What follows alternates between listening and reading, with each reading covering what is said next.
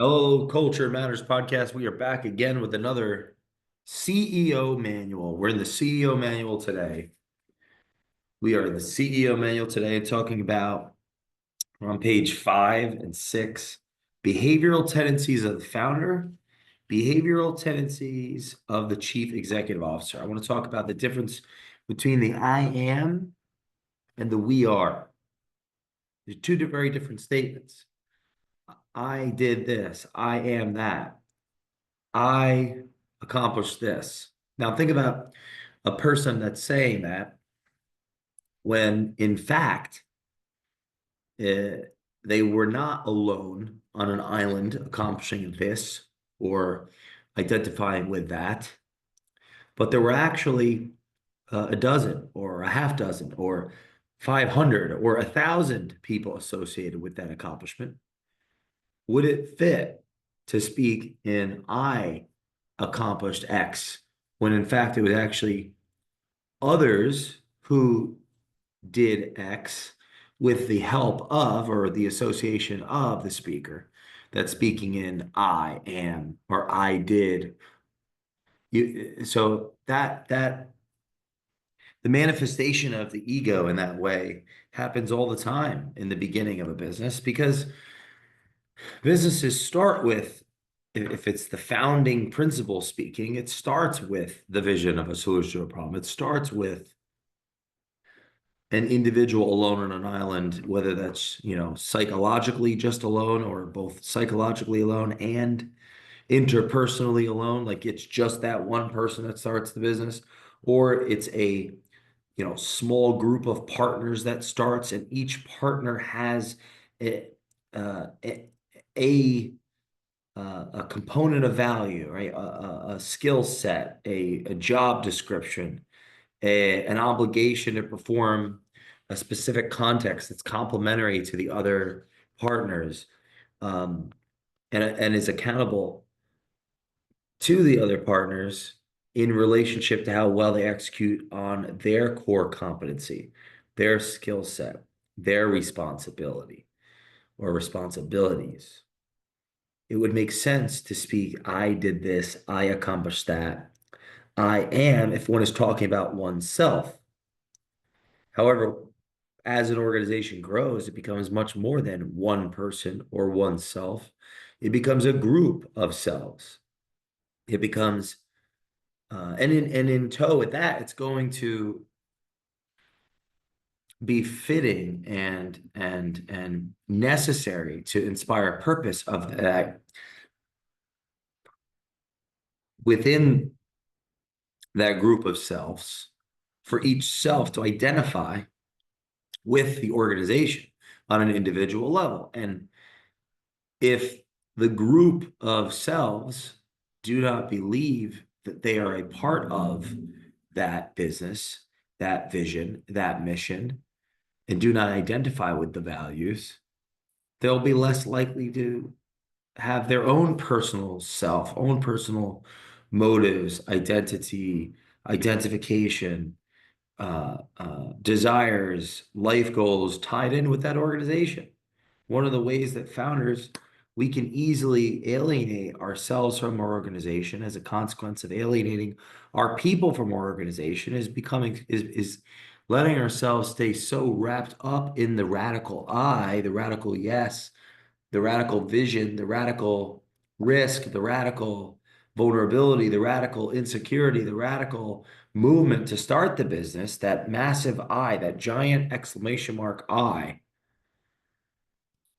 is still in the way when it's no longer I alone, I am. It's we are, we did, or, you did that, they did that, we accomplished it. It moves from that radical yes, that radical I, that absolute ownership of the self that in itself, because it's just there's the beginner of the business. It's just maybe a founder or a couple people that are starting it, that each make up a self. There's four partners, each has a skill set complementary, that works, and it's why it exists, even below their awareness. They're not even sure why they picked each other. Well, it's because they complement one another. There are components of their personalities, there are components of their skill sets, there's components of their experience and wisdom and personality that complement one another. So the fourth selves make one self, or the three partners make one self, or the two partners make one self. And it's that radical self, that radical yes, that radical I that starts the organization. As it becomes an organization and it's a group of selves, a great way to alienate oneself from oneself as a consequence of the selves not identifying with the meta self, which is the organization as an identity, as a purpose, as a movement, as a valuable component of the identity of the employee, of those employed by the organization, of those a part of this organism that's bigger than them, that serves their individual selfish needs, wants, desires, identity. If example, if I'm a part of an organization, I'm a part of a team, and we accomplish something together, and we're not recognized for that because the person with ultimate authority, absolute authority, is taking the credit, we are not going to respect that person. We're not going, in fact, that absence of respect may open up a void of resentment. And that person with authority will now have to influence out of coercion and not cooperation and consideration, because they've lost the respect of their team as a consequence of stealing their credit, of taking their credit, of not honoring them recognition, because their ego is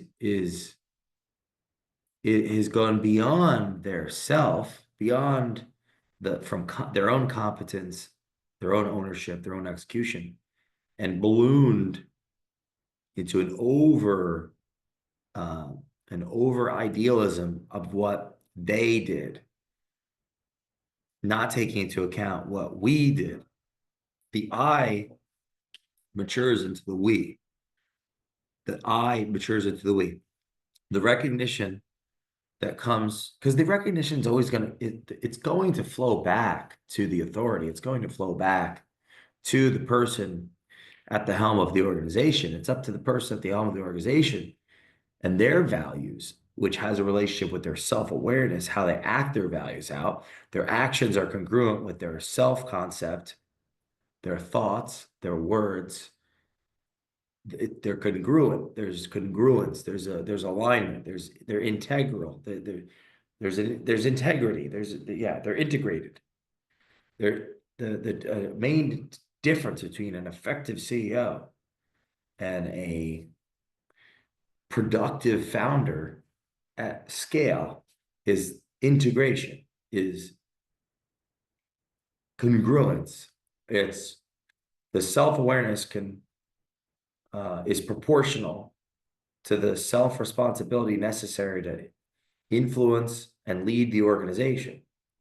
And it's not about changing one's words for word's sake, changing words for word's sake. It's recognizing and being aware of what our words reveal about us at that current state. Now, if I didn't do it, I participated in it. It's we accomplished this. Great job. We did this, not I did this. And the I leader will alienate. The we leader will inspire and integrate. And just recognizing the subtleties of the radical I and the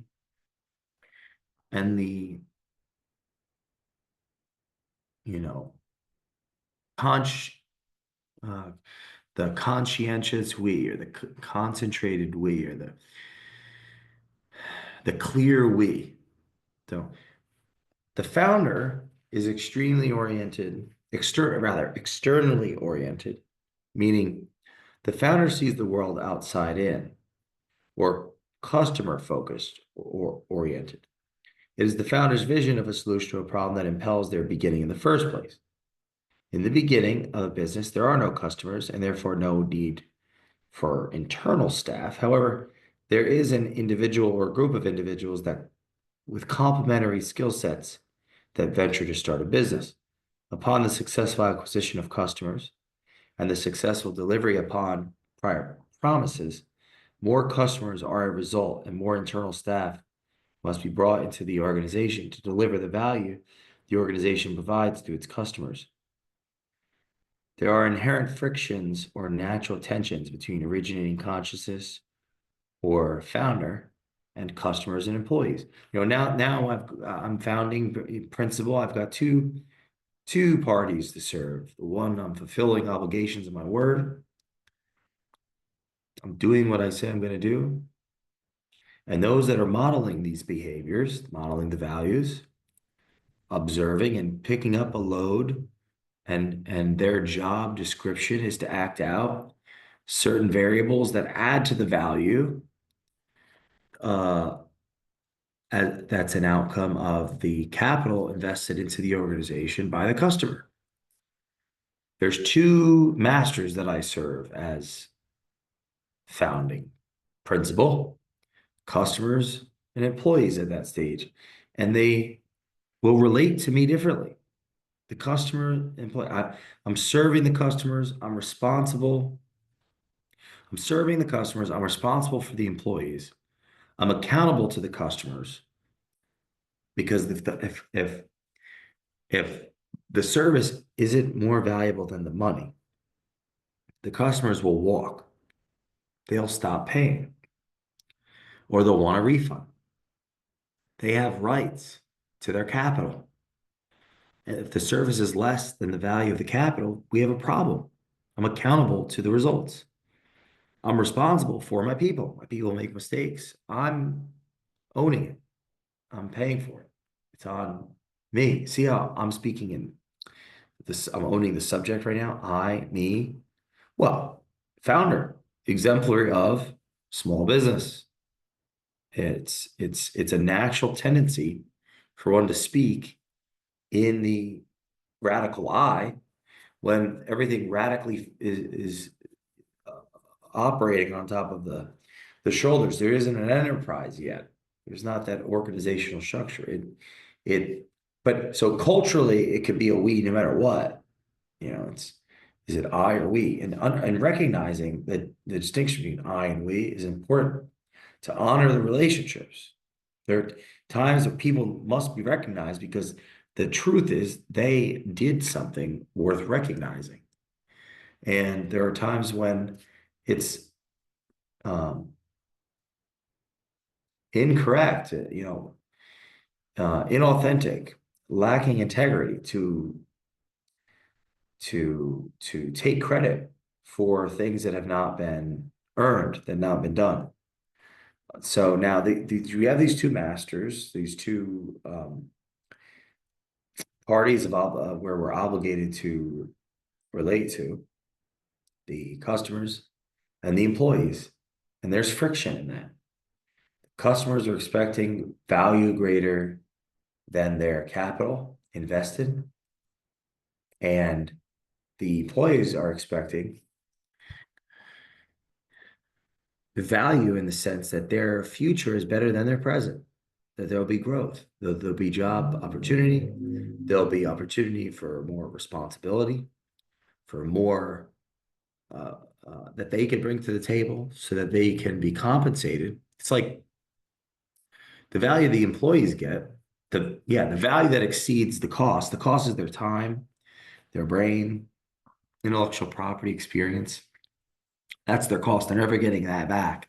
Space, time, intellectual property. What they get in compensation for that is, of course, money now. It's better than no money. And they get money in the future that's greater than inflation. So they've got to believe that the risk is worth it. The juice is worth the squeeze because they're never getting their life back. There's only so much time. It's not just there's only so much time. You can't be in two places at once. So an employee is weighing the risks of staying in the culture. Is it worth it or is it not worth it? What's the likelihood that it's going to be better in the future, that I'm going to be better? And then, of course, there's the future, there's the present. Am I enjoying even what I'm doing right now? Maybe I'm not, but I'm going to stay because of that friction. For the employee, there's a friction with their personal life, their family, and their organization. And the question becomes, for the employee, which is which? Is the organization the customer and the family the employee, or is the family the customer and the organization the employee? And that's a good question. For the employee, is their family or the people they're accountable to their customer? Yeah. But what if they start treating that like their employee? Well, it's probably going to be top down. I wonder how that relationship's going to work out. Well, they're probably going to model below their awareness what their company models to them. So then it says, wow, that's so important how a company relates to its people.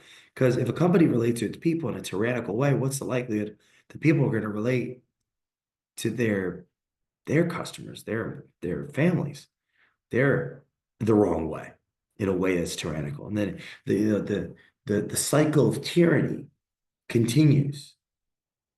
We get all this. So in closing, just to wrap it up,